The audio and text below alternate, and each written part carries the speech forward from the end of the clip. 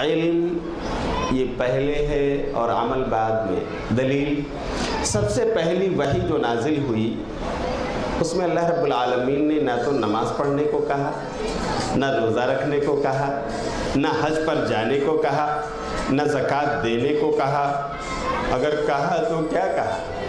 سب سے پہلی وحی میرے بھائیوں میں ہمارے مکتب کے طلباء کو بھی یاد ہے، سورہ علق کی 5 آیتیں جس میں اللہ نے فرمایا تھا اعوذ باللہ من الشیطان الرجیم اقرأ باسم ربک الذی خلق خلق الانسان من علق اقرأ وربک الاکرم الذی علم بالقلم علم الانسان ما لم يعلم.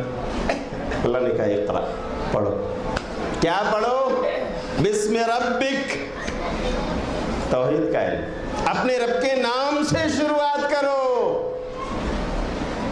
علم جب کہا جائے تو عام طور سے اس سے علم اسلام، علم توحید ہی مراد ہوتا ہے. تو میرے بھائیوں، سب سے پہلے علم ہے جس کا حکم اللہ رب العالمین نے اپنے نبی کو دیا، جبکہ ابھی عمل کا کچھ کوئی اور حکم نہیں. اچھا، ایک دوسری جگہ بھی ایک دوسری آیت اللہ تعالیٰ نے اپنے نبی کو مخاطب کر کے فرمایا ہے، وہاں بھی علم کی بات ہے اور پھر عمل کی. سورہ محمد سورۃ نمبر 47 کی آیت نمبر 19 ہے. اللہ فرماتا ہے فَاعْلَمْ أَنَّهُ لَا إِلَهَ إِلَّا اللَّهُ وَاسْتَغْفِرْ لِذَنبِكَ. علم حاصل کر لو اے نبی، آپ جان لو کہ اللہ کے سوا کوئی لائق عبادت نہیں، یعنی توحید کا علم حاصل کر لو. وَاسْتَغْفِرْ لِذَنبِكَ، اللہ نے عمل کو بعد میں رکھا، اور پھر استغفار کرو اپنے لیے، وَلِلْمُؤْمِنِينَ وَالْمُؤْمِنَاتِ، مومنوں کے لیے اور مومنہ عورتوں کے لیے. تو اللہ رب العالمین نے اس آیت میں بھی پہلے علم کا ذکر فرمایا اور پھر استغفار یعنی عمل کا ذکر فرمایا.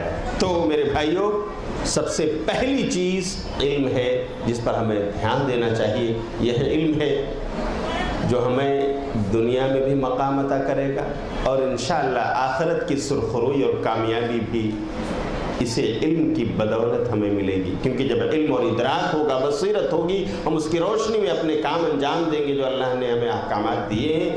اور جب ہم اللہ کی مرضی کے مطابق، رسول اللہ صلی اللہ علیہ وسلم کے بتائے ہوئے طریقوں کے مطابق چلیں گے علم کے روشنی میں، تو انشاءاللہ آخرت کی کامیابی بھی میسر ہے.